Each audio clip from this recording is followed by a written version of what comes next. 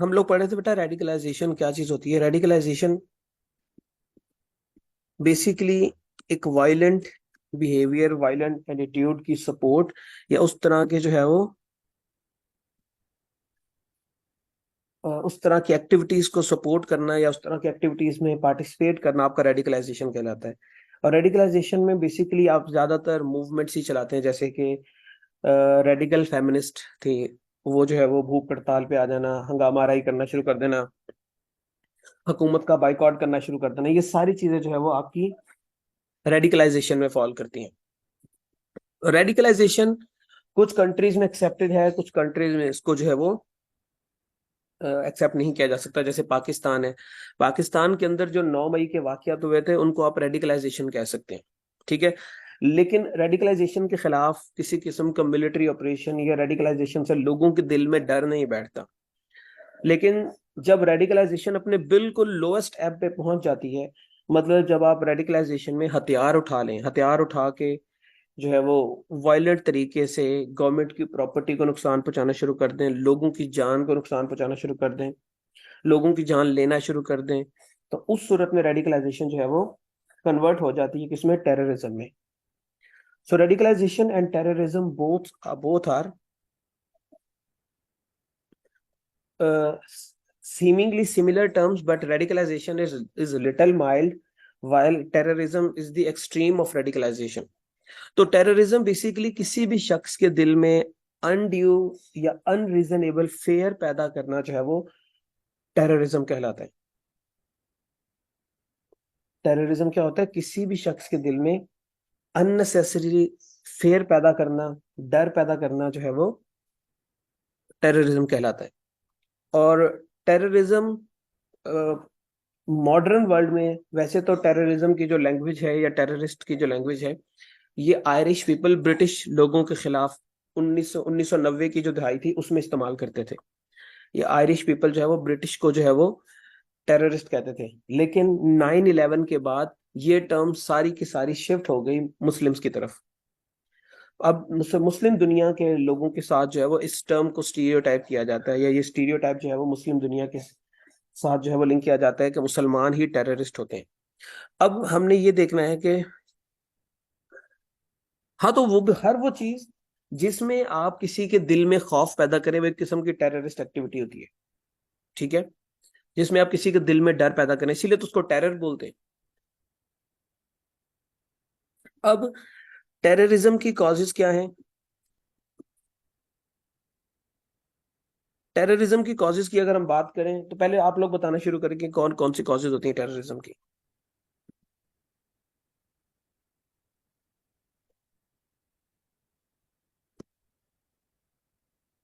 एक बच्चे, political instability,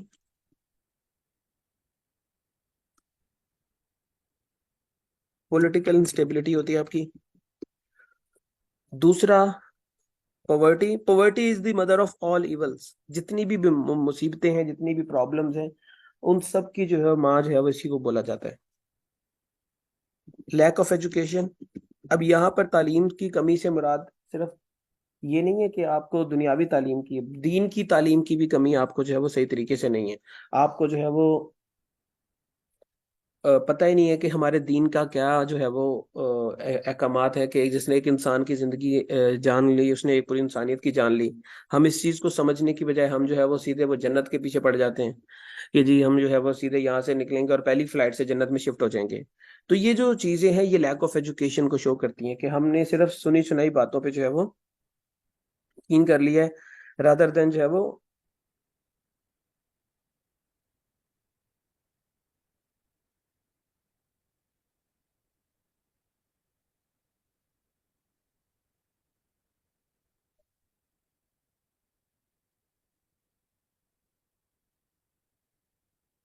उसके बाद आपकी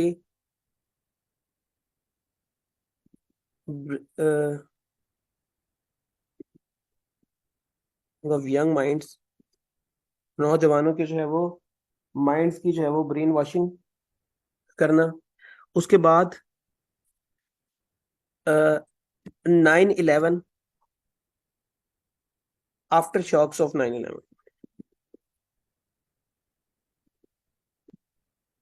9/11 के बाद जो है वो पाकिस्तान के अंदर जो है वो टेररिज्म की जो है वो असल बुनियाद पड़ी है। उसके अलावा अफगानिस्तान, इंस्टेबिलिटी इन अफगानिस्तान। अफगानिस्तान के अंदर आपको पता ही है कि तकरीबन 1979 से लेकर आज तक इंस्टेबिलिटी ही पाई जाती है। वहां पर अफगान वार हुई, उसके बाद फिर तालिबान का कंट्रोल आ गया, उसके बाद फिर अमेरिका ने वार अगेंस्ट टेररिज्म शुरू कर ली इनके साथ। फिर उसके बाद वहां पर different, Afghanistan is considered as the safe haven for the terrorist. तो जितनी भी टेररिस्ट आउटफिट्स हैं वो अफगानिस्तान के अंदर आकर जो है वो रुक जाती हैं, और फिर वहां से जो है वो दूसरे मुल्कों पे हमला करती हैं। तो पाकिस्तान के अंदर जो अटैक हो रहे हैं BLA के, या जो है वो ISI के, Islamic state of Iran and Islamic state of Khorasan province, ISKP sorry, वो चीजें, वो सारे के सारे जो है वो अफगानिस्तान से टेररिस्ट आते हैं। इंडिया के जो टेररिस्ट एक्टिविटीज होती हैं वो भी सारी की सारी अफगानिस्तान की सरजमीन से होती हैं। तो जब तक अफगानिस्तान में इंस्टेबिलिटी है, पाकिस्तान को टेररिज्म का खतरा जो है वो बर्दाश्त करना पड़ता है। उसके बाद करप्शन, ये भी एक वजह है। करप्शन की वजह से भी लोग इन्फ्लेशन की तरफ जाते हैं। इन्फ्लेशन से जो है वो आपका क्या कहते हैं, ये होता है टेररिज्म, गुर्बत बढ़ती है, गुर्बत से फिर टेररिज्म। तो एक होती है, उर्दू में एक टर्म होती है इशारा बईद और इशारा करीब। इशारा बईद है ये, इशारा बईद जिसमें आप इनडायरेक्टली लिंक बना रहे होते हैं। उसके बाद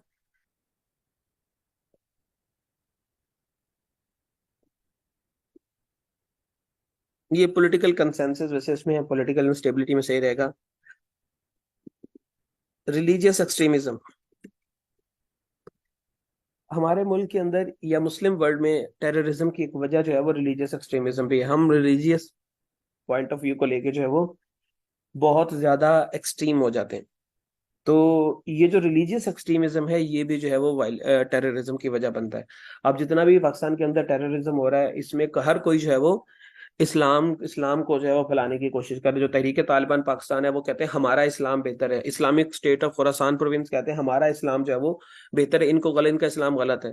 जो दूसरे ग्रुप्स हैं वो हर कोई अपने अपने जो है ना, अपने अपना जो है वो काइंड ऑफ इस्लाम जो है वो लेके उसको प्रमोट करने की कोशिश कर रहे हैं, बट इनडायरेक्टली वो अपने वेस्टेड इंटरेस्ट को जो है वो प्रोटेक्ट कर रहे हैं। रिलीजियस एक्सट्रीमिज्म एक वजह है। उसके बाद रोल ऑफ इंडिया। इंडिया जो है वो सिंस 1947 पाकिस्तान के अंदर जो है वो स्पॉन्सर्स को टेररिज्म को जो है वो स्पॉन्सर करता है। इंडिया की तरफ से जो है वो हमेशा पाकिस्तान को टेररिज्म का सामना करना पड़ा, चाहे वो हमारे ईस्टर्न बॉर्डर्स हों चाहे हमारे वेस्टर्न बॉर्डर्स हों। वेस्टर्न बॉर्डर्स में वो अफगानिस्तान और ईरान का इस्तेमाल करता है, ईस्टर्न बॉर्डर्स में वो अपने अपना इस्तेमाल खुद ही करता है। इंडिया से जो है वो टेररिस्ट ट्रांसफर होते हैं पाकिस्तान में, और पाकिस्तान के अंदर आकर जो है वो टेररिस्ट एक्टिविटीज करते हैं। कुलभूषण यादव को 2016 में मशखेल बलूचिस्तान से पकड़ा था पाकिस्तान ने, और वो शख्स कराची के अंदर 400 लोगों की टारगेट किलिंग में जो है वो मुलविस था, और उसके अलावा कई जो है वो टेररिस्ट एक्टिविटीज में भी मुलविस था। तो इंडिया जो है वो अपने एजेंट्स के जरिए, अपने जो है वो टाउट्स के जरिए, खासतौर पे BLA जैसे हो गया, उनको हथियार प्रोवाइड करके और सिंधु देश जो मूवमेंट है उनको जो है वो सपोर्ट करके पाकिस्तान के अंदर टेररिज्म को सपोर्ट करता है। उसके बाद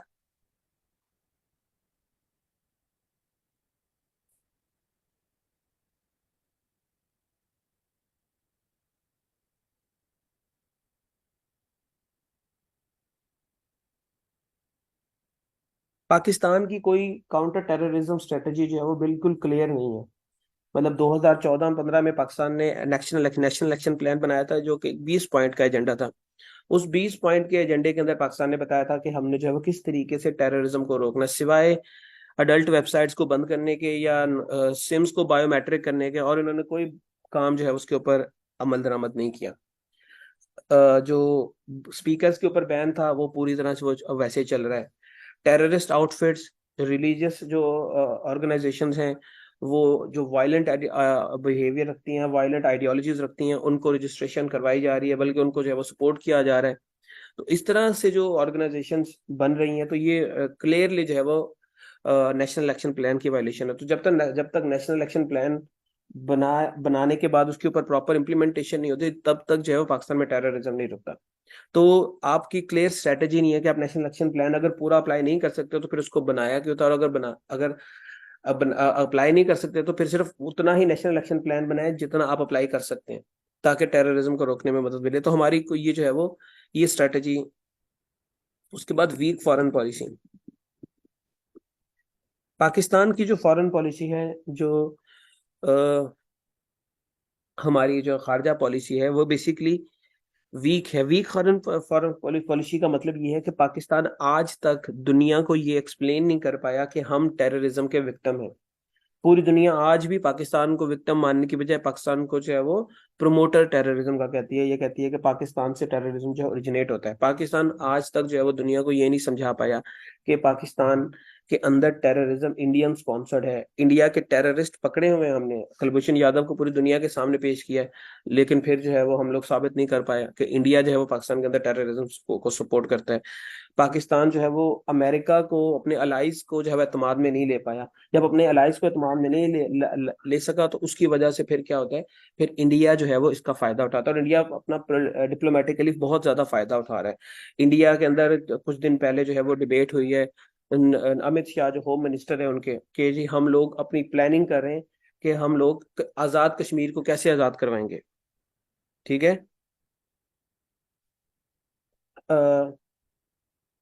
आजाद कश्मीर को हम किस तरीके से आजाद करवाएंगे, वो उनकी प्लानिंग, वो इसके ऊपर काम कर रहे हैं, इसके ऊपर प्लानिंग बना रहे हैं। अब ये एक वाजे तौर पे यूनाइटेड नेशन की इंटरनेशनल लॉ की वायलेशन है, जो इंडिया की पार्लियामेंट ओपनली अपनी पार्लियामेंट के अंदर कर रही है, और ये ऑन रिकॉर्ड चीजें मौजूद है कि एक ऐसा इशू जो यूनाइटेड नेशन की रेजोल्यूशन के ऊपर मौजूद है, और इसके ऊपर बहुत सारे एग्रीमेंट्स हैं, international organisation, European Union, OIC, सबका मानना है कि ये इंटरनेशनल डिस्प्यूट है, इसको जो है वो तरीके से हल होना चाहिए, और जब तक इसका हल नहीं होता दोनों ममालिक अपनी अपनी टेरिटरीज को जो है वो कंट्रोल कर सकते हैं। तो इंडिया एक वाजे तौर पे टेररिज्म का बढ़ावा देने की जो है वो धमकी पाकिस्तान को दे रहा है। तो पाकिस्तान इसके ऊपर खामोश है, कोई इनको पता ही नहीं है कि करना क्या है हमने। ठीक है। तो पाकिस्तान की जो विदेश नीति है ये काफी जो है वो वीक है। इसकी वजह से भी पाकिस्तान के अंदर टेररिज्म जो है वो फैलता है, कि दुनिया को पता है कि हम कुछ कर तो सकते नहीं है। हाँ जी, उनका जो, आप अगर इंडिया के फॉरेन मिनिस्टर की जाके जरा रेज्यूमे सीवी तो पढ़े जरा आप जाके उसकी, यू विल बी एस्टोनिश्ड कि यार वो इतना केपेबल पर्सन है। हमारा वो एक खुसर खुसर, और क्या कहते हैं उसको, बिलावल को लगा दिया है उसको। उसके बाद जो है वो, उसके बाद दूसरा वाला उससे भी बड़ा जहाज है, बिलावल को जो है वो, क्या उसको पता है, मतलब क्या उसकी जो है वो क्वालिफिकेशन है कि उसको जो है वो, बच्चे वो गलती से मेरे मुंह से निकल गया था, मैं जरा जज्बात में बह के जो है वो इधर उधर निकल गया था। तो वो क्या कहते हैं, वो जो बिलावल है, बिलावल की क्या जो है वो क्रेडिबिलिटी है कि उसको जो है वो फॉरेन मिनिस्टर बनाया गया, या उसके उसको क्या पता है। तो जब आप इस तरह के नाअहल लोगों को फॉरेन मिनिस्टर बनाएंगे तो फिर जो है पाकिस्तान का यही हाल होगा। तो ये मसले मसाइल हैं पाकिस्तान के अंदर टेररिज्म की, और भी बड़ी जो है वो कॉजेज बन सकती हैं, बट मेजर कॉजेज जो है वो, बच्चे इट्स अप टू यू। देखिए मैंने आपको उस दिन भी बताया था कि आप अगर चाहें इसको कैटेगराइज कर लें, आप चाहें तो इसको ऐसे लिख लें, क्योंकि आपने 10-11 कॉजेज लिखनी है पेपर में। ठीक है। और ऐसे के अंदर जो है वो कैटेगराइजेशन करना ज्यादा आसान होता है, ज्यादा बेहतर होता है। यहाँ पर आपकी आउटलाइन नहीं पढ़नी किसी ने, आपकी हेडिंग्स पढ़नी है और देखना है कि भाई कौन कौन सी चीज है। हाँ, वो उस तरह से डाटा जो है वो, तो वो क्या कहते हैं, थोड़ा सा वो सिस्टमेटिक लगता है। अगर आप उस तरह से कंफर्टेबल कर लें, अगर इस तरह से कर लें तो भी ठीक है, दोनों तरह से आपके मार्क्स पे कोई इफेक्ट नहीं पड़ेगा। हाँ, ग्रामेटिकल मिस्टेक्स इसके अंदर एक्सेप्ट हो जाती हैं। अगर आपकी कोई स्पेलिंग मिस्टेक होगी, कोशिश करें कि ये चीजें इनकी ना हो, कोई एक आधी जगह पे हो जाए ठीक है, लेकिन आपके जो पैराग्राफ्स लिखते हैं वहां पर दिस के साथ आप आर भी लगा दें तो चल जाता है, इट के साथ एम भी लगा दें तो चल जाता है, लेकिन बहुत ज्यादा वाजे तौर पर नजर नहीं आनी चाहिए। कुछ छोटी मोटी गलतियां हो, जैसे इट इज देयर हार्ड, कोई भी इज के साथ सेकंड फॉर्म लगा दें या थर्ड फॉर्म लगा दें, बाजू का ऐसी गलती एक्सेप्ट हो जाती है, क्योंकि वो इंग्लिश का पेपर नहीं है आपका। लेकिन अगर आप बहुत ही ज्यादा ब्लंडर मारेंगे कि आप जो है वो बिल्कुल ही इंग्लिश को फारक समझ लेंगे, तो फिर तो मसले मसाइल हो जाएंगे। अब बच्चे इसका सोल्यूशन क्या है, इससे बच कैसे सकता है पाकिस्तान। इन तमाम चीजों को जो है वो आप रिवर्स कर दें।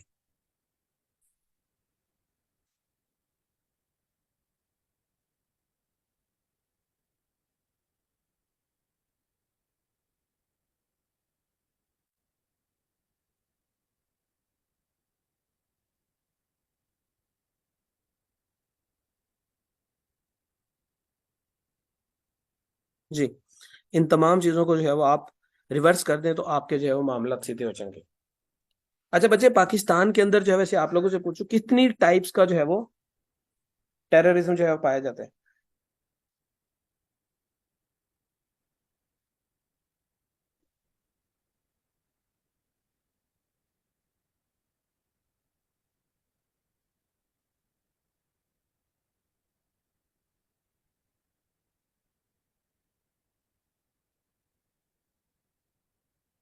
पाकिस्तान के अंदर रिलीजियस टेररिज्म पाया जाता है, ग्लोबल टेररिज्म पाया जाता है, सेपरेटिस्ट टेररिज्म जो है वो पाया जाता है।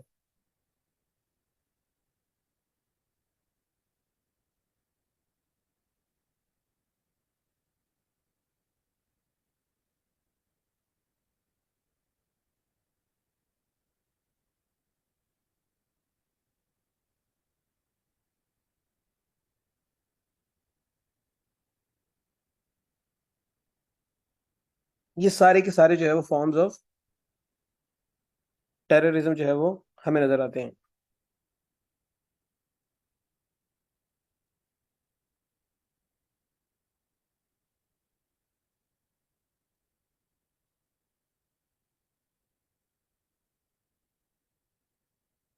उसके बाद बच्चे, अ,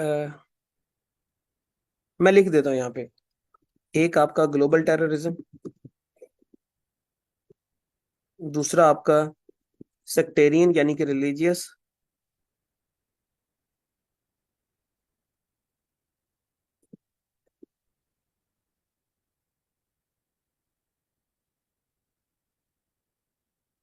उसके बाद सेपरेटिस्ट।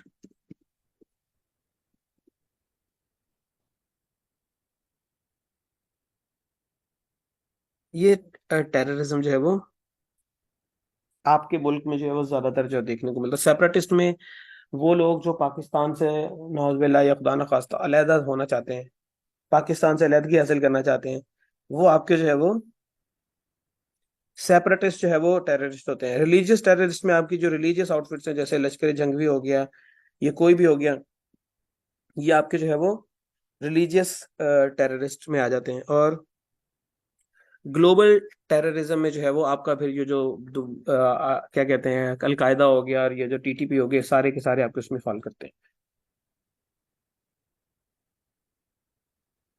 बच्चे वैसे कॉमन सी बात है कि इसको सोल्यूशन में क्यों लिखेंगे? सोल्यूशन में तो वो चीजें लिखनी है, तो मैंने रैंडमली टाइप्स लिखी हैं कि ये टाइप्स होती हैं टेररिज्म की।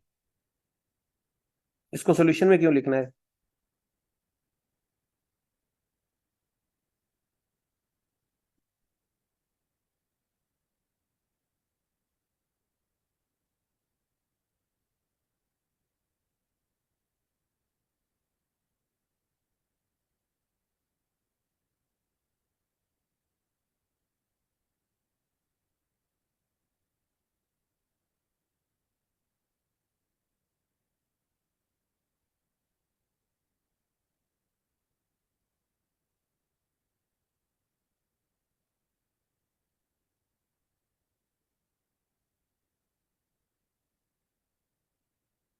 उसके बाद अर्बनाइजेशन एंड क्राइम भी हमारे वो जो प्लान का हिस्सा था, ड्रीम प्लान का, जरा मुझे चेक करने दें।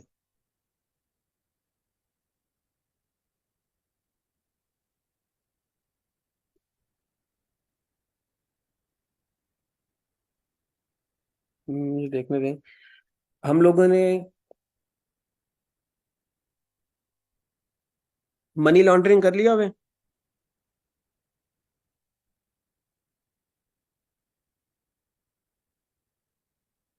चले मनी लॉन्ड्रिंग को कर लेते हैं पहले।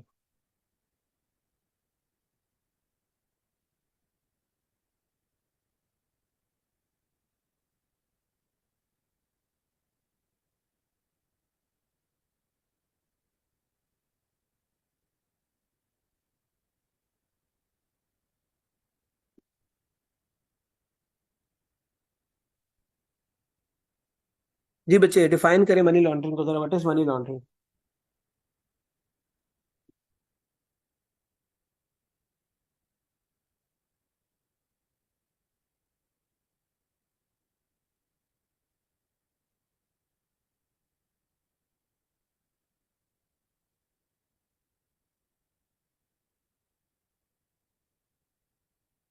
ब्लैक मनी को व्हाइट करना, ठीक है बेटा। जो आपकी मनी लॉन्ड्रिंग होती है, इसमें क्या होता है कि एक इंसान अपने इलीगल तरीके से हासिल किए हुए पैसे को लीगल करने की कोशिश करता है, या सिंपल वर्ड्स में ब्लैक मनी को जो है वो व्हाइट मनी में कन्वर्ट करने की कोशिश करता है। ब्लैक मनी को व्हाइट मनी में कन्वर्ट करने की कोशिश करता है, या फिर जो है वो अपने जो लूटी हुई मनी होती है, लूटा हुआ पैसा होता है, उसको जो है वो लोगों के सामने लीगल जो है वो दिखाने की कोशिश करता है।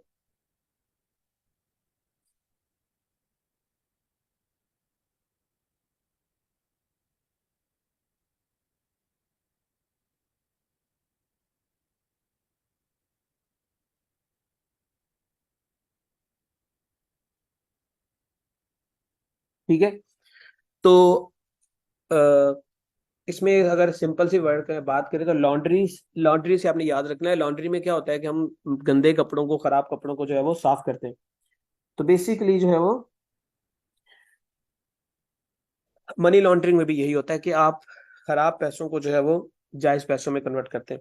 अब इसके ऑब्जेक्टिव्स क्या होते हैं, मनी लॉन्ड्रिंग के जो ऑब्जेक्टिव्स होते हैं उनको हम देख लेते हैं। सबसे पहले आपका मकसद होता है कंसील द सोर्स, कि जो ओरिजिनल अमाउंट ऑफ मनी है जिसको आपने चोरी की है या आपको करप्शन के जरिए हासिल किया है, उसको लेजिटिमेट बनाने के लिए उसका ओरिजिनल सोर्स जो है वो छुपाना जरूरी है, ताकि ये पता ना चल सके कि जो है वो ये पैसा आपके पास आया कहाँ से था। उसके बाद अवॉइडिंग सस्पिशन।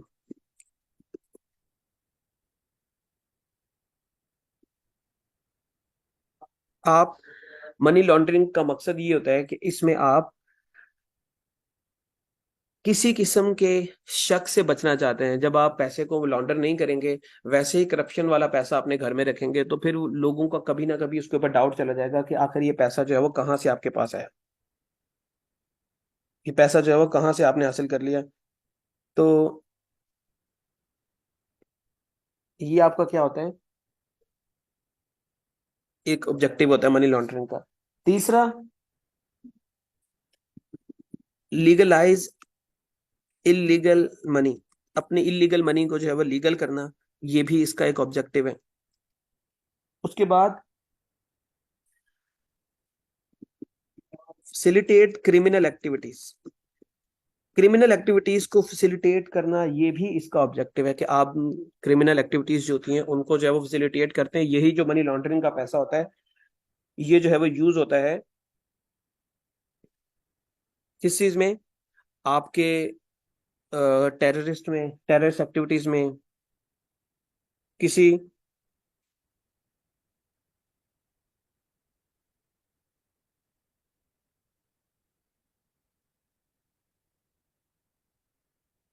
किसी पॉलिटिकल क्राइसिस को पैदा करने में। उसके बाद यही आप टैक्स इवेजन में यूज करते हैं। टैक्स इवेजन से मतलब क्या होता है कि आप अपना पैसा चुपचाप करके खुफिया तरीके से मुल्क से बाहर निकाल देते हैं, और जो मुल्क के अंदर रहने वाले लोग होते हैं या मुल्क के इदारे जो होते हैं उनको पता नहीं चल पाता कि आपकी एक्चुअल अमाउंट कितनी है, आपके पास एक्चुअल जो है वो एसेट्स कितने हैं। तो फिर आपका टैक्स जो है वो कम लगता है। मिसाल के तौर पे आपके पास अरबों अरबों रुपए हैं, आप टैक्स से बचना चाहते हैं, उन अरबों रुपयों को आप अपने मुल्क के बैंकों में रखवाने की बजाय आप खुफिया तरीके से उसको जो है मुल्क से बाहर निकाल देते हैं। तो ये टैक्स इवेजन में यूज होता है। उसके बाद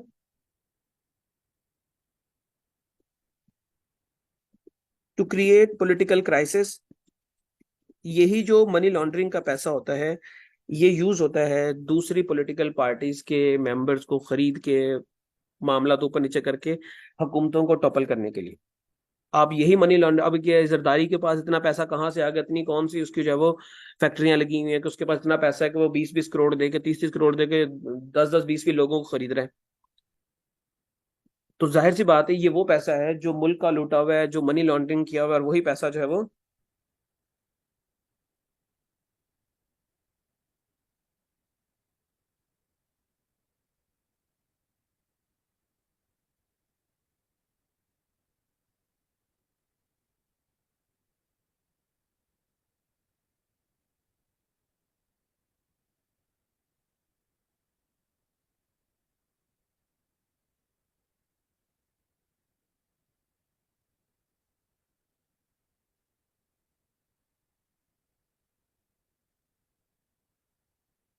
अब इसका प्रोसीजर क्या है मनी लॉन्ड्रिंग का? मनी लॉन्ड्रिंग जो है वो 3 स्टेजेस में होती है। सबसे पहले आपकी प्लेसमेंट, उसके बाद लेयरिंग, और उसके बाद आपकी जो है वो इंटीग्रेशन। ये 3 स्टेजेस में जो है वो आपकी मनी लॉन्ड्रिंग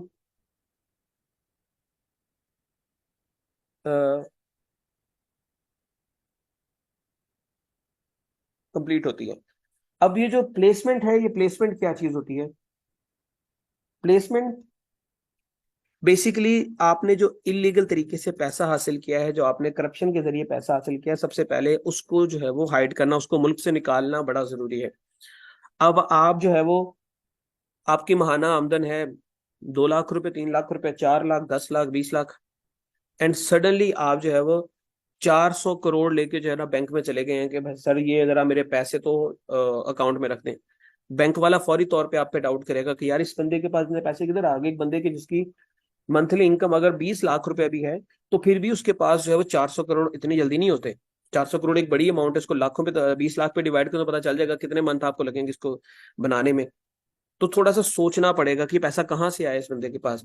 तो इस चीज से बचने के लिए ये लोग क्या करते हैं, ये लोग छोटे छोटे अकाउंट्स बनाते हैं और उन अकाउंट्स में स्मॉल सम ऑफ मनी जो है वो रखना शुरू कर देते हैं। मिसाल के तौर पे एक अकाउंट खुलाया, वहां पे 10 लाख रख दिया, एक में 5 लाख रख दिया, एक में 15 लाख रख दिया, एक में 2 लाख रख दिया।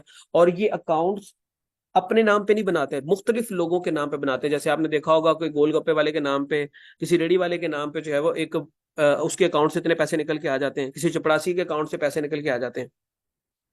तो वो पैसा उनके अकाउंट्स में कहाँ से आता है? ये मनी लॉन्ड्रिंग के जरिए से आता है। और इसमें बैंक की इंतजामिया साथ मिली होती है। बैंक की इंतजामिया की मिली भगत से जो है वो ये काम होता है। बैंक मैनेजर हो गया या दूसरे लोग हो गए, इनके पास लोगों के जो है वो आईडी कार्ड होते हैं या उसकी कॉपीज होती हैं, तो उसको जो बेस बनाकर ये उनके फेक अकाउंट्स खुलवाते हैं और उनमें जो है वो पैसा रखवाना शुरू कर देते हैं। फिर जिनके अकाउंट्स में पैसा रखा जाता है, उनके घरों का एड्रेस उनको 2 मिनट में मिल जाता है, क्योंकि आईडी कार्ड की कॉपीज होती है। तो ये जाके उनको कहते हैं बंदे दे पुत्र बन के रहना, अगर ये पैसा निकाला तो निकाला, ना तो बताएंगे। फिर इस तरह से आपके ऊपर डाउट नहीं बनता। तो आप अपने पैसे को छुपाने के लिए उसको छोटे छोटे अकाउंट्स में जो है वो तकसीम कर लेते हैं। तो ये एक प्लेसमेंट का तरीका कार है। दूसरा ये है कि आप शेल कंपनीज बना लें। शेल कंपनीज क्या होती है? शेल कंपनीज ऐसी कंपनीज होती है जो पेपर पे एग्जिस्ट करती है, बट इन रियल जो है वो मौजूद नहीं होती। इन रियल जो है वो मौजूद नहीं होती। ऐसी कंपनीज जो है वो आपकी शेल कंपनीज कहलाती हैं।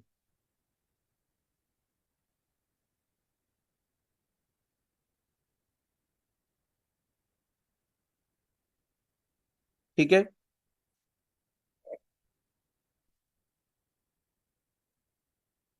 1 मिनट रुक जाए मुझे, सिर्फ 1 मिनट।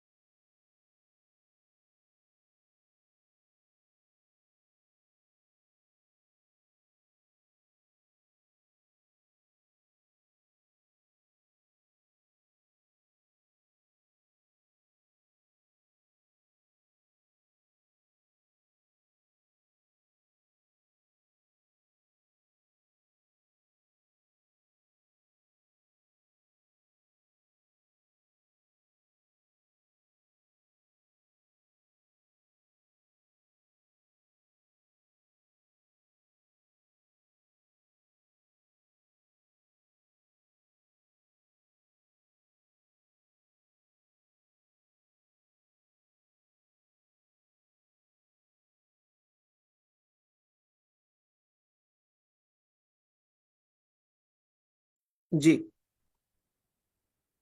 अब शेल कंपनीज में क्या होता है? शेल कंपनीज में जो है वो आप ऐसी कंपनीज होती हैं जो आपकी सिर्फ पेपर पे एग्जिस्ट करती हैं, इन रियलिटी जो है वो उनकी कोई एग्जिस्टेंस नहीं होती। लेकिन ऑन पेपर वो लीगल कंपनीज लग रही होती हैं, उसके ऊपर आपकी पूरी जो है वो इनकम स्टेटमेंट आपकी जो है वो मौजूद होती है, आपकी जो है वो बैलेंस शीट मौजूद होती है, जिसको देख के जो पता चल जाता है कि आपके पास कितने पैसे आ रहे हैं, कितने पैसे आप किसी कारोबार में इन्वेस्ट कर रहे हैं, आपको कितना प्रॉफिट हो रहा है, कितने आपके अखराज आते हैं, सारी डिटेल्स जो है वो उसके ऊपर मेंशन होती है। और वो लीगल लग रही होती है, गवर्नमेंट की स्टैंप्स भी बाज़ का उसके ऊपर मौजूद होती हैं। अब बैंक ने तो डॉक्यूमेंट्स देखने, आपने डॉक्यूमेंट जमा कराए, कि जी ये मेरी कंपनी है, ये उसके डॉक्यूमेंट्स हैं और वो लीगल डॉक्यूमेंट लग रहे हैं, तो बस उन्होंने डॉक्यूमेंट्स देख के अंदाजा लगा लिया कि यार एक बंदा जो मंथली जो है वो 100 करोड़ प्रॉफिट ले रहा है, उसके पास 400 करोड़ 500 करोड़ होना कोई मसला नहीं है, तो वो जो है वो आपका काम चल जाएगा। और तीसरी चीज होती है आपकी सेलिब्रिटीज के जरिए।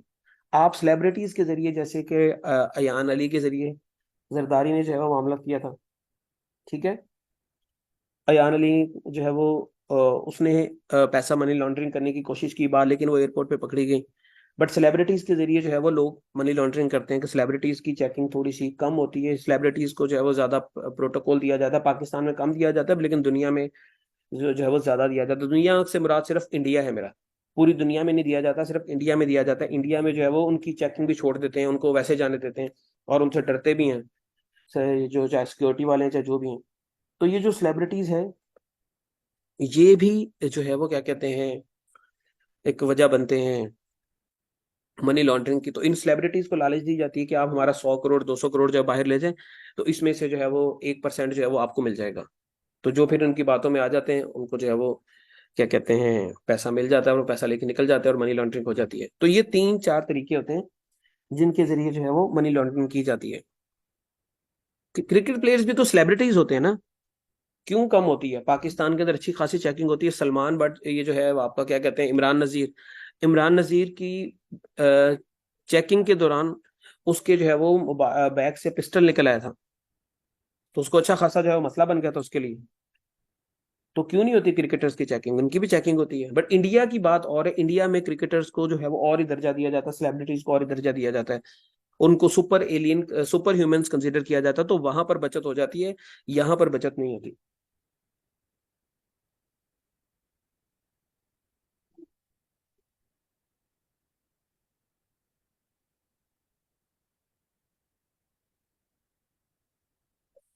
उसके बाद अब आगे लेयरिंग। लेयरिंग क्या होती है? लेयरिंग ये होती है, बच्चे खास कोई इतनी हमारे नहीं, पूरी दुनिया में ऐसा होता है कि इतना ज्यादा जो है वो, जब आप पैसा निकलवाते हैं तो आपसे पूछते हैं मिसाल के तौर पे कितना पैसा, ये फॉर एग्जांपल आपका बाहर से पैसा आया है, तो पूछते हैं कि ये पैसा कहाँ से आया है, किसने भेजा है। और वो उस सूरत में पूछेंगे अगर आप नोन पर्सन नहीं है, या आप जो है वो बिल्कुल ही आपके हुलिये से आप गरीब लग रहे हैं, और आप जो है वो $200 $300 आपको बाहर से आ रहा है, तो ये डाउट हो सकता है कि मनी लॉन्ड्रिंग का पैसा ना हो।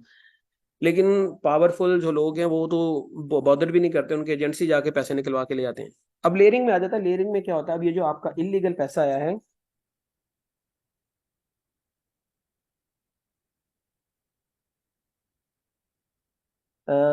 इसमें क्या होता है कि आपने जो इलीगल तरीके से पैसा कमाया है, अब उस पैसे को जो है वो किसी कारोबार में भी तो लगाना है ना, ताकि दुनिया को पता चले कि ये हमारा कोई कारोबार है। तो आप जाके इसके एवन फील्ड फ्लैट्स खरीद लेते हैं।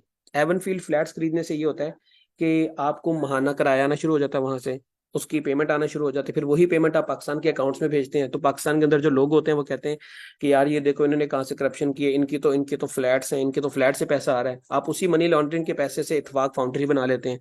लोग कहते हैं इनकी तो इतफाक फाउंड्री है, इनके पास इन ये करप्शन कहाँ से करेंगे, ये तो फ्रॉड हो ही नहीं सकते, ठीक है। तो ये आप किसी कारोबार में पैसा लगाते हैं, आप जाकर कोई एसेट्स खरीद लेते हैं, कोई गाड़ियां खरीद लेते हैं, और लोगों को दिखाते हैं कि भाई ये गाड़ियां हमारे पास पहले से ही हैं, और फिर हमने ये पैसा कमाया तो ये हमने जो है वो इन गाड़ियों को बेच के कमाया है। अब उसके बाद आ गया इंटीग्रेशन। इंटीग्रेशन में ये होता है कि आप जो है वो जो इलीगल तरीके से पैसा कमाया, उसका जो प्रॉफिट है फिर उसको आप अपनी लीगल मनी के साथ जो कि पाकिस्तान में मौजूद है वहां पर डालना शुरू कर देते हैं। अब आपकी प्रॉपर्टी बढ़ना शुरू हो जाती है, और वो पैसा जायज लग रहा था आपके अकाउंट में, पैसा अरबों रुपए आ रहा है, कहाँ से आ रहा है जी? एवन फील्ड फ्लैट्स है हमारे लंदन में, वहां से आ रहा है। या हमारा जो है वो इत्तेफाक फाउंड्री है जो है लाहौर के अंदर, वहां से आ रहा है। या हमारा जो है वो बिजनेस है जर्मनी के अंदर, वहां से पैसा आ रहा है, और वाकई पैसा वहां से आ रहा है, तो दुनिया को वो लीगल लग रहा होता है। इंटीग्रेशन में फिर वो पैसा जब आपके ओरिजिनल सोर्स ऑफ मनी के साथ मिल जाता है तो वो लीगल पैसा लगता है, कोई आइडेंटिफाई नहीं कर पाता कि ये इलीगल है। अब नवाज शरीफ के साथ मसला ये हुआ कि नवाज शरीफ से पूछा गया कि आप ये बताएं कि आपने मान लिया कि एवन फील्ड फ्लैट से आपको पैसा आ रहा है और आपको इत्तेफाक फाउंड्री से आपने आपने पैसा कमाया, बहुत अच्छी बात है, आपका राइट है। बट ये बताएं कि एवन फील्ड फ्लैट्स खरीदने के लिए पैसा कहाँ से आया? सवाल ये है कि एवन फील्ड फ्लैट्स खरीदने के लिए पैसा कहाँ से आया, या इत्तेफाक फाउंड्री बनाने के लिए पैसा कहाँ से आया? अब मैं कहूँ कि मैं जो है वो ऑनलाइन क्लासेस लेता हूँ, तो मैं जो है वो मेरे पास पैसा यहाँ से आता है, या मेरा एक मेरी जॉब है, वहाँ वहाँ से पैसा आता है। चलो जॉब को तो छोड़ देना, अगर इसी ऑनलाइन क्लासेस की बात करें, आप कहेंगे सर ठीक है आपके पास ऑनलाइन क्लासेस के लिए पैसा यहाँ से आता है, बट ये बताएं ऑनलाइन क्लासेस के लिए जो आपने जो लैपटॉप लिया, उस लैपटॉप के लिए पैसा कहाँ से आया? नहीं, इसमें पीएमएलएन का नाम देने की जरूरत नहीं है। आप सिंपली जो है वो किसी भी एबीसी फर्म का नाम लेके बस बात कर दें, एबीसी फर्म कर दें कि जी एबीसी, उसने कोई पर्सन उसने एबीसी नाम के फ्लैट्स खरीद लिए, या ये कर लिया या वो कर लिया, ठीक है, एक फर्जी नाम देके, तो वो पैसा कहाँ से आया? फिर उस चीज का जवाब इनके पास नहीं है। इनसे पूछा जाता है कि भाई बताएं कि आपके पास ये फ्लैट्स कहाँ से है, ये जो इत्फाक बाउंड्री कहाँ से है, तो शहबाज शरीफ कहता है कि जी मेरा वालिद जो है वो 5 मरले के मकान में रहता था, हम बड़े गरीब लोग थे। और नवाज शरीफ कहता है कि हम जद्दी पुश्ती अमीर थे। तो दोनों की बातों में जो है वो क्लैरिटी नहीं है कि किसका बाप जो है वो अमीर था या किसका बाप गरीब था, तो ये पैसा वहीं से आया होगा। तो इस चीज का जवाब इनके पास नहीं है, और इसी वजह से ये लोग फंसे। फिर बाद में जो है वो इनको इक्विटल मिल गई है, अब ये जो है वो दूध के धुले हो गए हैं सारे के सारे। खैर, ये मनी लॉन्ड्रिंग के ही सम्राट होते हैं, मनी लॉन्ड्रिंग के जरिए से ही चीजें ये सारी होती हैं। अब आप लोगों से सवाल ये है कि मनी लॉन्ड्रिंग जो होती है उसके नुकसानात क्या है मुल्क? बेटा ये मुझे एक बात बताएं, प्रोसेस समझ आ गया मनी लॉन्ड्रिंग का?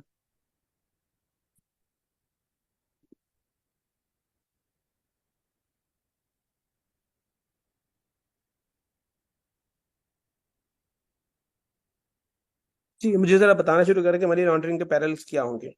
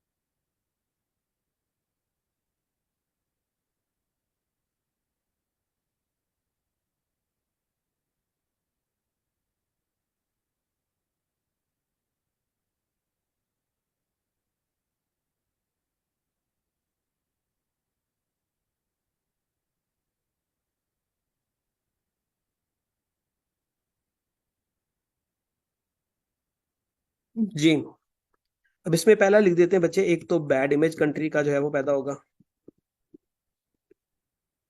उसके बाद क्राइम रेट आपका इंक्रीज होगा। ठीक है, आपका जो है वो क्राइम रेट इंक्रीज होगा।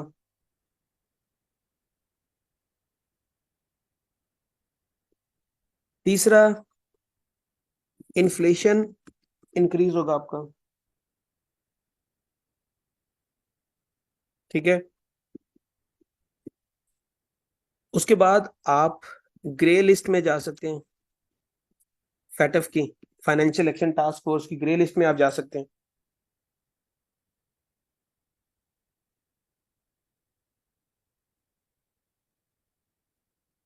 उसके अलावा आपका टैक्स कलेक्शन जो है वो कम होती है।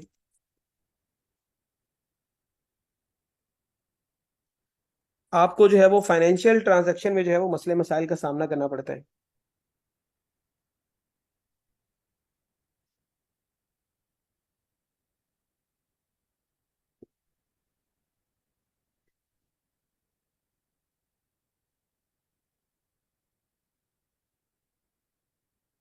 पाकिस्तानियों को बाहर के ममालिक में जो है वो पैसा निकलवाने में मसले मसाइल होते हैं। ठीक है, उनको अपने अकाउंट्स खुलवाने में जो है वो लंबी लंबी लिस्ट, लंबे लंबे जो है वो देर वेट करना पड़ता है। बेटा, फाइनेंशियल एक्शन टास्क फोर्स एक ऑर्गेनाइजेशन है जो कि मनी लॉन्ड्रिंग और टेररिस्ट फाइनेंसिंग को देखती है। जो मुल्क मनी लॉन्ड्रिंग करते हैं तो उनके नाम जो है वो ग्रे लिस्ट में डाल देते हैं। अब जो ग्रे लिस्ट होती है, इसका मतलब ये होता है कि इन ममालिक के अंदर जो लीगल सिस्टम है मनी लॉन्ड्रिंग को रोकने के लिए, टेररिस्ट फाइनेंसिंग को रोकने के लिए, वो वीक है। तो उन मुल्कों को कहा जाता है कि आप जो है वो जल्दी से जल्दी अपना जो है वो निज़ाम बेहतर करें, अदरवाइज जो है वो आपको ब्लैक लिस्ट कर दिया जाएगा। ब्लैक लिस्ट का मतलब है कि आपके साथ इंटरनेशनल रिलेशन खराब हो जाएंगे, आपके साथ कोई मुल्क ट्रेड नहीं करेगा। यही चीजें तकरीबन जो है वो आपके ग्रे लिस्ट में भी होती है। ग्रे लिस्ट में ये होता है कि आपके साथ ट्रेड तो होती है, आपके साथ फॉरेन इन्वेस्टमेंट भी हो रही होती है, लेकिन उसकी जो है अमाउंट वो डिक्रीज हो जाती है, आपको कर्जा नहीं मिलता आसानी से, क्योंकि कोई मुल्क आपके ऊपर एतबार नहीं कर रहा होता कि ये जो पैसा है ये हलाल तरीके से जाएगा, हलाल तरीके से इस्तेमाल होगा या नहीं होगा, क्या ये पैसा जो हम इनको कर्जा दे रहे हैं इस पैसे को दहशतगर्दी में तो नहीं इस्तेमाल कर लेंगे।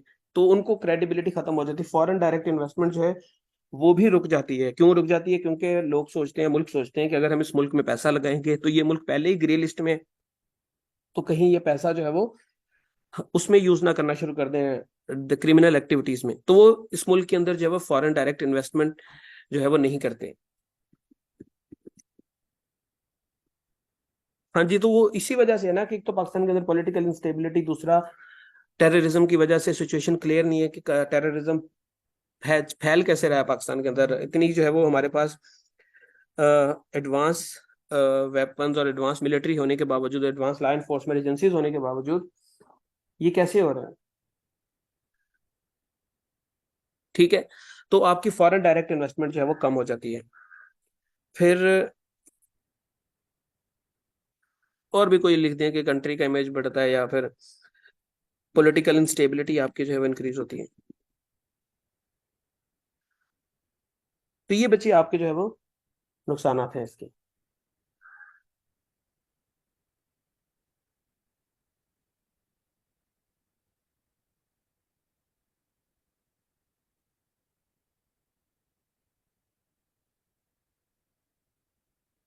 अब बच्चे उसके बाद हम मूव करते हैं अपने नेक्स्ट क्वेश्चन पे, और वो टॉपिक मुझे बताएगा कोई बच्चा यहाँ पे मैसेज सेंड कर सकता है कि उसके क्या पॉइंट्स हैं हमारे बाकी जो रहते हैं टॉपिक्स।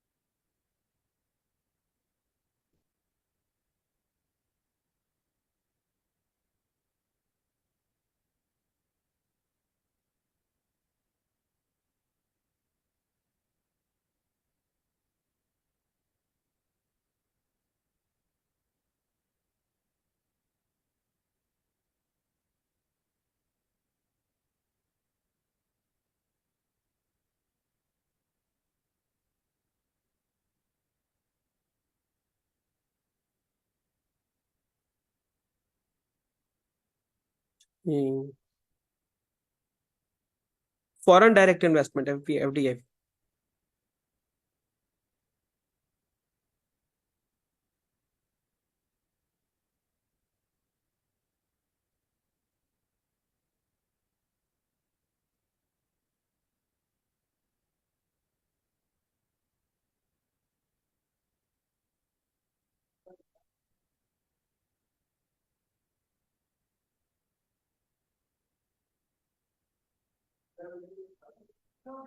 अच्छा बच्चे, ये जो ह्यूमन राइट अब्यूजेस है ना, इसके ऊपर पाकिस्तान के बेसिस पे तो सवाल नहीं आ सकता, ठीक है, क्योंकि पाकिस्तान में ह्यूमन राइट अब्यूजेस नहीं होते। इस बात का आपको पता है ना?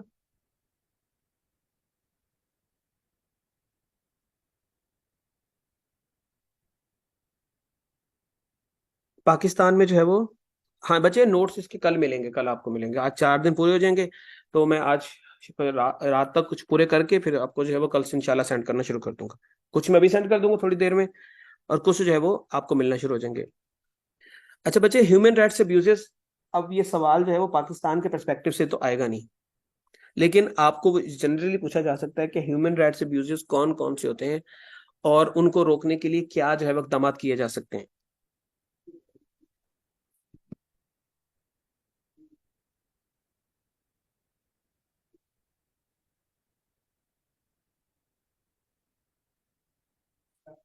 Freedom of speech and expression,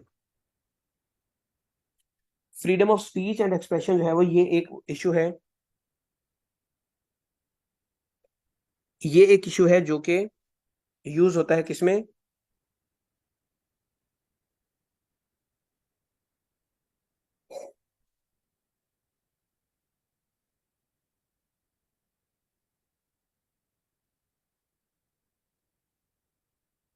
एक मिनट रुक जाए बच्चे।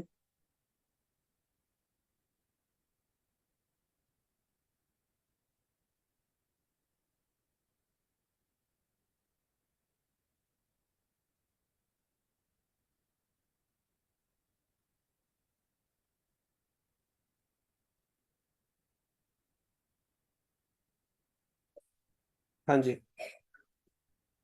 इसमें freedom of expression and speech हो गया। दूसरा आपका हो गया रिलीजियस डिस्क्रिमिनेशन।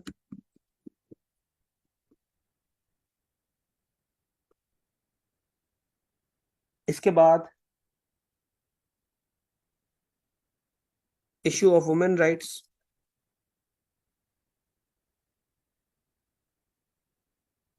एथनिक कॉन्फ्लिक्ट्स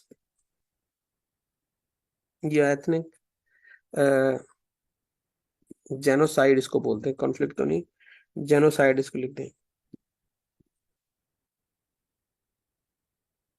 उसके बाद extra judicial killing. Extra judicial killings क्या होती है पता है किसी को?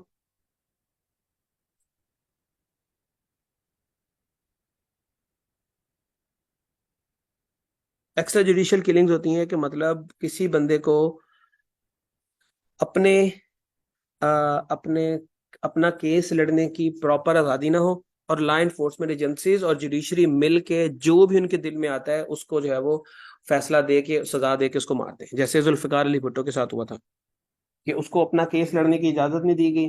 उसको उसको सिर्फ सुनाया गया कि तुम्हारे साथ जो है वो ये करने जा रहे हैं हम लोग। तो उसमें लॉ इन्फोर्समेंट एजेंसीज आपकी जुडिशरी मिल के जो है वो, या सिर्फ कभी कभी लॉ इन्फोर्समेंट एजेंसीज अपनी मर्जी से ही जो है वो उसको सजा दे देती हैं, तो वो एक्स्ट्रा जुडिशियल किलिंग्स होती हैं। उसके बाद इनफोर्स्ड डिसअपेयरेंसेस। इनफोर्स्ड डिसअपेयरेंसेस का मतलब होता है कि अचानक से कोई बंदा गायब हो जाए, 2 महीने 3 महीने उसका पता ही ना हो कि वो कहाँ पर है।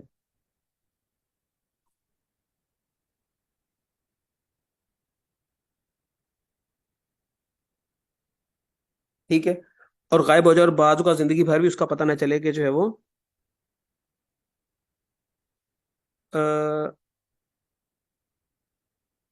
बंदा गया कहाँ पर, उसको कि जमीन खा गया, आसमान खा गया, किधर चला गया। तो वो भी आपकी इनफोर्स डिसअपेयरेंसेस होती है।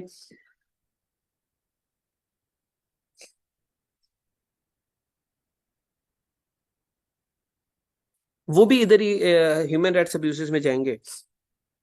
उसको आप जेनोसाइड कह सकते हैं, एक्स्ट्रा जुडिशियल किलिंग्स कह सकते हैं, चाइल्ड अब्यूज, या इसको चाइल्ड लेबर भी कह सकते हैं। ठीक है। उसके बाद और क्या चीज इसमें आ सकती है?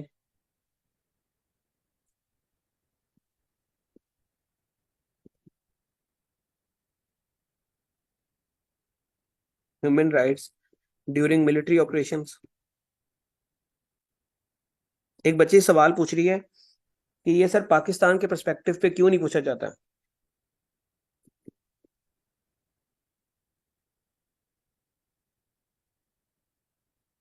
ये अब इन हेडिंग्स को पढ़ के बताएं कि ये सवाल पाकिस्तान के पर्सपेक्टिव पे पूछा जा सकता है। अगर पूछा जाएगा तो बहुत और तरीके से पूछा जाएगा कि इस्लाम में गैर मुस्लिमों के हकूक क्या हैं, इस्लाम में माइनॉरिटीज के हकूक क्या हैं, औरतों के हकूक क्या हैं, इंसानों के हकूक क्या हैं, इस तरह से पूछा जाएगा। इस एंगल से कभी पूछा जा सकता है कि पाकिस्तान के अंदर ह्यूमन राइट्स अब्यूजेस कौन कौन से हो सकते हैं।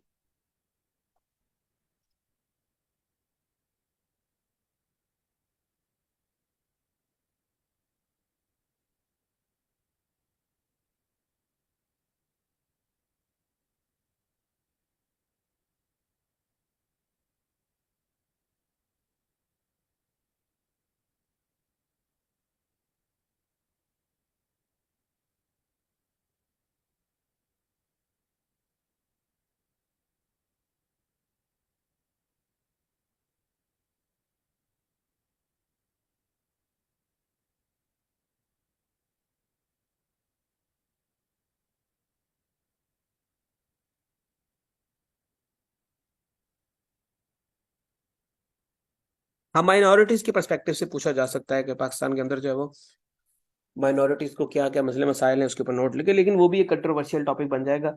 तो हमने कोई भी ऐसा टॉपिक जो है वो नहीं प्रिपेयर करना है जो कि पाकिस्तान का नेगेटिव इमेज जो है वो दुनिया के सामने पेश करें। नहीं, ये पाकिस्तान का कोई भी इशू नहीं है, पाकिस्तान के अंदर जो है वो ये इशू नहीं होते।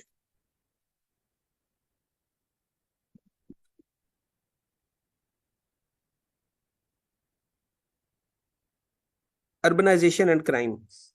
बच्चे, अर्बनाइजेशन क्या चीज होती है?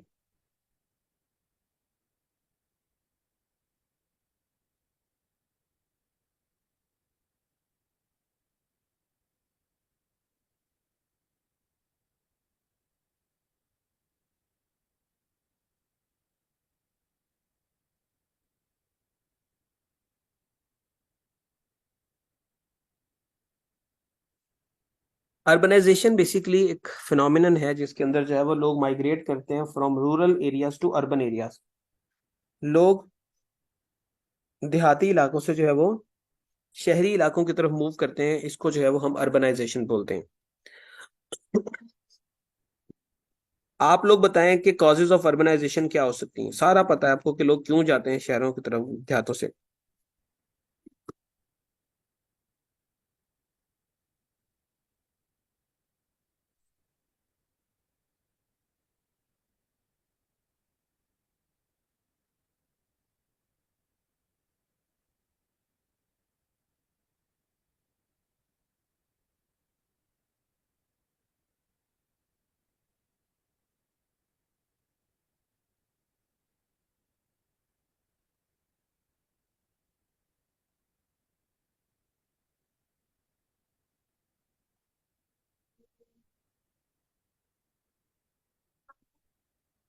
जी बच्चे, लोग जाते हैं फॉर बेटर एजुकेशन, अच्छी एजुकेशन के लिए, बेटर जॉब अपॉर्चुनिटीज,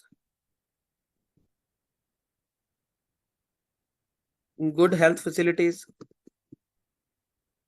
अच्छी सेहत की फैसिलिटीज के लिए, टू इम्प्रूव लाइफस्टाइल, अपना लाइफस्टाइल इंप्रूव करने के लिए। मतलब आपके पास बहुत सारा पैसा बट आप रहते हैं देहात में, तो आप शहरी इलाकों में शिफ्ट हो जाते हैं। या ये होता है कि आपको जो है वो देहातों में आपका लाइफस्टाइल बहुत लो है, जॉब नहीं है, तो फिर आप जॉब की तलाश में जाते हैं ताकि आपका लाइफस्टाइल जो है वो इंप्रूव हो जाए। इंडस्ट्रियलाइजेशन।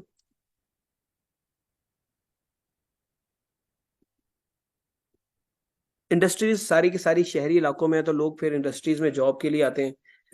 कमर्शलाइजेशन, कमर्शियल एक्टिविटीज करने के लिए जो है वो लोग जो है वो शहरों की तरफ मूव करते हैं। अब जैसे एक बंदे ने इन्वेस्टमेंट करनी है, तो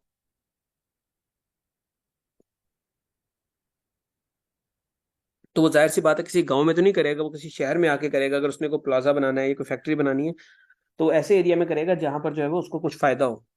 तो वो फिर कमर्शलाइजेशन की वजह से भी आप जो है वो शहरों की तरफ मूव करते हैं। अब ये लाहौर के अंदर या इस्लामाबाद के अंदर या क्या कहते हैं, किसी भी बड़े शहर में, कराची के अंदर जो आपको बिल्डिंग नजर आ रही है, सारी की सारी कराची वालों या लाहौर वालों की तो नहीं है। ये बहुत सारे लोग दूसरे गांव से उठ के, बड़े बड़े जमींदार, उन्होंने इन्वेस्टमेंट लाहौर में कर दी है। दूसरे छोटे शहरों से उठ के आके इन्वेस्टमेंट लाहौर में कर दी है, कराची में कर दी, इस्लामाबाद में कर दी है।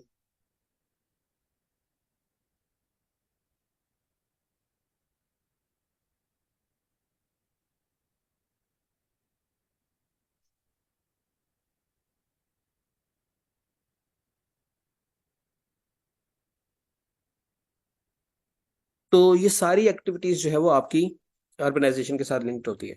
अब सवाल ये है कि क्राइम्स कौन कौन से होते हैं अर्बनाइजेशन के साथ लिंक। एक तो बेटा सबसे पहले आपका स्ट्रीट क्राइम जो है वो इंक्रीज हो जाता है। कराची के अंदर जो स्ट्रीट क्राइम होता है, मोबाइल छीन के चले जाना, ये अर्बनाइजेशन की वजह से ही होता है। लोग दूसरे छोटे शहरों से, अंदरून सिंध से या पंजाब के छोटे इलाकों से या केपीके से या बलूचिस्तान के छोटे शहरों से चले जाते हैं, और वहां जाकर जो है वो, जब अमेरिकन ड्रीम उनका पूरा नहीं हो पाता ना, जो हमने पढ़ा था सोशल स्ट्रेन थ्योरी में, उनका अमेरिकन ड्रीम पूरा नहीं हो पाता जब वो लोगों को देखते हैं कि उनके पास बहुत पैसा है,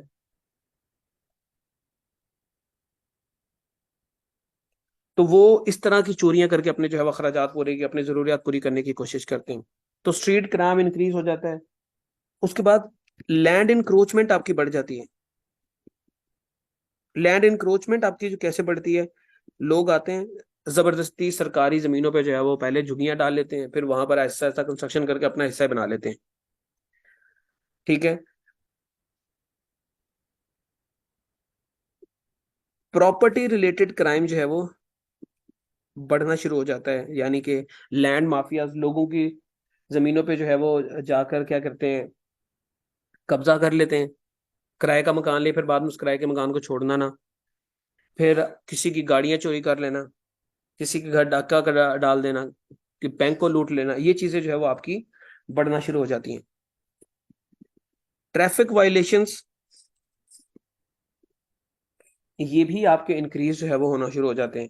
जितनी ज्यादा आबादी होगी उतनी ज्यादा ट्रैफिक होगी, और उतनी ज्यादा ट्रैफिक होगी तो उतने ही ज्यादा जो है वो क्राइम होंगे। इसी तरह ड्रग्स का इस्तेमाल जो है वो बढ़ जाता है। जब शहरों के अंदर आबादी ज्यादा होगी तो ऑटोमेटिकली ड्रग्स पेडलर जो हैं या ड्रग्स स्मगलर जो हैं वो भी ज्यादा की तादाद में आएंगे। लोगों को ज्यादा की तादाद में जो है वो ड्रग्स मिलेंगी, तो मंशियात का इस्तेमाल जो है वो बढ़ जाता है। मॉरल क्राइम्स, गैम्बलिंग, प्रोस्टिट्यूशन, ये भी आपका बढ़ जाता है। उसके बाद साइबर क्राइम के चांसेस जो है वो भी बढ़ जाते हैं। अब देखें कि बड़े शहरों में जो है वो इस तरह की कार्रवाइयां भी हो रही हैं कि लोगों की एटीएम मशीन्स के जरिए से लोगों के जो है वो ID card, sorry, ATM card की इंफॉर्मेशन को फैच कर लिया जाता है। इस तरह का केस सामने आया था कि कुछ इस तरह का इक्विपमेंट लगाते हैं जहां से आप कार्ड को इंसर्ट करते हैं, तो वो उसी के ऊपर फिक्स कर देते हैं। जब आप कार्ड डालते हैं तो वो जो इक्विपमेंट होता है वो आपकी इन्फॉर्मेशन फैच कर लेता है। बाद में वो जो क्रिमिनल्स होते हैं वो उसको जाके निकालते हैं, और सारी की सारी आपकी इन्फॉर्मेशन और आपका डाटा वगैरह जो है उनके हाथ में आ जाता है। इसके अलावा फेक ये जो सिम्स दे रहे होते हैं मुफ्त में, सस्ती सिम्स ले लें, आपको जो है वो सस्ती सिम मिल रही है, मुफ्त में सिम मिल रही है। अब आजकल तो लाहौर के अंदर आधा किलो चीनी भी देते हैं सिम के साथ। तो वो फेक सिम, वो जो ओरिजिनल सिम तो ओरिजिनल होती है वो, लेकिन आपको देते क्यों है मुफ्त में? वो इसलिए देते हैं ताकि आप जब बायोमेट्रिक करते हैं तो आपकी बायोमेट्रिक की जो इन्फॉर्मेशन है वो उनके पास चली जाती है। उसके बाद वो उसको फिर जहां पर मर्जी इस्तेमाल करें, जिस मर्जी क्रिमिनल फ्रॉड में इस्तेमाल करें, जिस मर्जी चीज में जो है वो उसको इस्तेमाल करें, वो काम आपका चल जाएगा। तो ये साइबर क्राइम की एक्टिविटीज जो है वो बढ़ जाती हैं। इसी तरह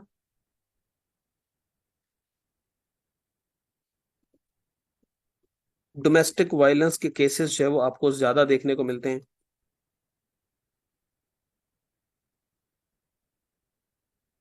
उसके बाद और क्या हो सकता है? Environmental crimes.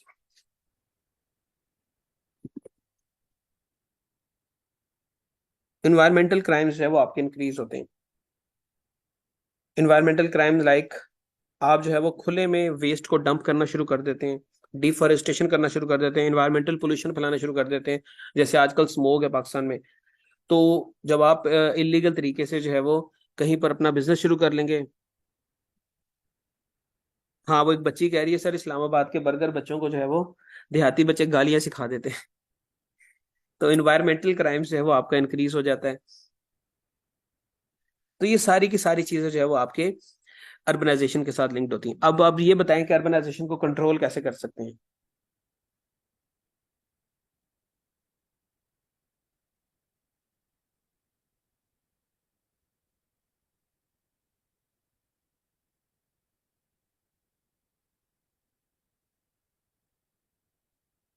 हाँ जी, इसको कम करने की जो है वो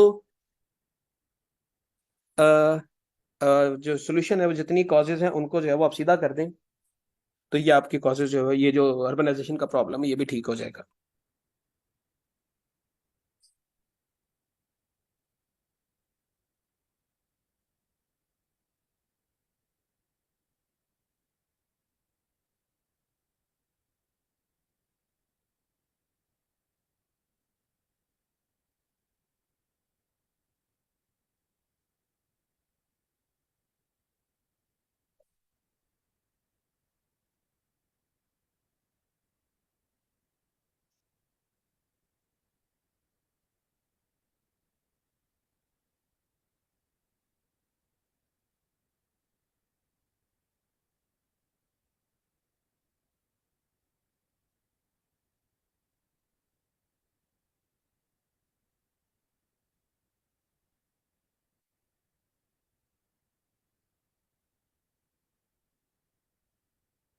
उसके बाद बच्चे आपका आ जाता है जेंडर एंड क्राइम। बच्चे जेंडर स्टडीज हमने जो की है वो सारा जेंडर एंड क्राइम ही है। जेंडर स्टडीज आप लोगों ने क्लास ली है ना, उसमें forms of violence against women. मैं आपसे पूछता हूँ कि बताएं जी, जेंडर के अगेंस्ट पाकिस्तान में कौन कौन सा क्राइम हो रहा है? आप लोग बताएंगे, इस सवाल को आप लोगों ने करवाना है, जल्दी से बताएं। जेंडर के अगेंस्ट कौन कौन सा क्राइम हो रहा है पाकिस्तान में? ग्रुप में लिंक भी सेंड किया था मैंने उसका।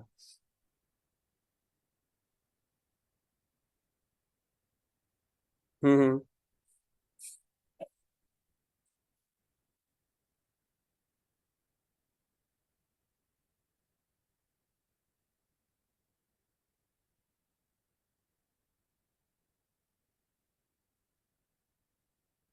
ठीक है।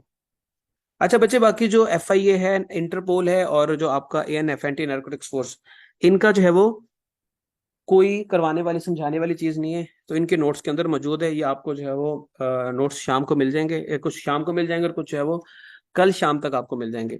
तो आपका क्रिमिनोलॉजी का सिलेबस जो है वो पूरा हो जाएगा। बाकी जो आपकी रहेगी इंटरपोल, FIA और जो आपका है ANF, इनकी जो है वो रिकॉर्ड, ये आपको जो है वो टॉपिक्स जो है वो नोट्स के ऊपर ही मिल जाएंगे। तो उसमें समझाने वाला कुछ नहीं, वो क्रैमिंग है सारी की सारी। नो, अब मुझे बताएं बच्चे, नेक्स्ट सब्जेक्ट कौन सा शुरू करना है?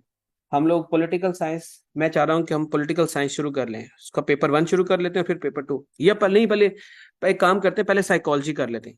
साइकोलॉजी साइकोलॉजी और पंजाबी कर लेते हैं, ठीक है? हाँ, पहले साइकोलॉजी और पंजाबी कर लेते हैं, इन दोनों को स्टार्ट कर लेते हैं। और उसके बाद फिर हम लोग जो है ना कुछ और चलें, किसी और चीज़ की तरफ जाएंगे, क्योंकि बाकी चीज़ें फिर भी कुछ ना की हुई हैं। साइकोलॉजी नहीं की बच्चों ने, तो साइकोलॉजी और पंजाबी जो है उसको स्टार्ट कर लेते हैं। बच्चे पॉलिटिकल साइंस लेंथी है तो क्या हुआ, मैंने इसको करवाना है। पॉलिटिकल साइंस के पेपर 1 का डे भी 4 है, 3 दिन है, और पेपर 2 के भी 3 दिन है। 3 दिन के अंदर पेपर 1 होगा, 3 दिन में पेपर 2 होगा, तो टोटल 6 दिन आपके लगेंगे। तो जितना मर्जी लेंथी हो, वो मेरा सर दर्द है कि उसको मैंने करवाना है पूरा।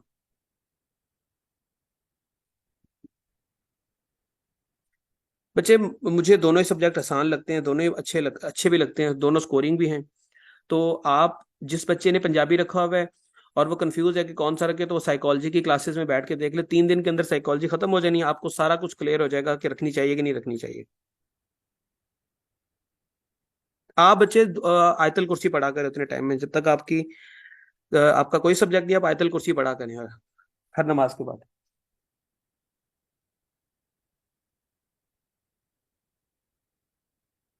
ये पढ़ें इसको।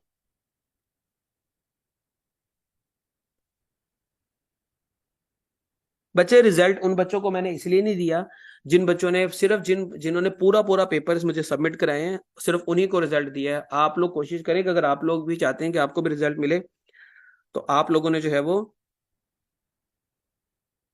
क्या कहते हैं इसको, सारे पेपर्स को अटेम्प्ट करना है। और दूसरी चीज, आपका सिलेबस ये होगा कि जो जो चीजें, जैसे जेंडर स्टडीज का सिलेबस ये है, इस दूसरी अटेम्प्ट के लिए आपका, जो मैंने 3 दिन की क्लासेस में आपको करवाया, वो सारे टॉपिक आपके टेस्ट में इंक्लूड होंगे। जो क्रिमिनोलॉजी के अंदर मैंने करवाया, ये सारे टॉपिक आपके टेस्ट में इंक्लूड होंगे। इसी तरह जो साइकोलॉजी का होगा, वो भी सारे टॉपिक आपके टेस्ट में इंक्लूड होंगे। तो ये चीज सेकंड अटेम्प्ट के अंदर, मतलब आपका तकरीबन पूरा पूरा सिलेबस इसमें ऐड हो जाएगा। तो अगर 3 दिन के अंदर मैं करवा सकता हूँ, तो आप फिर 3 दिन के अंदर उसको तैयार भी कर सकते हैं। फुल सिलेबस का जो है वो टेस्ट होगा। और मैं एक्सपेक्ट करूंगा कि आप सारे बच्चे जो है वो टेस्ट दें। 1 जनवरी से लेके 6 जनवरी तक चलेंगे पेपर आपके, और रिजल्ट जो है इंशाल्लाह 10 जनवरी को आ जाएगा आपका।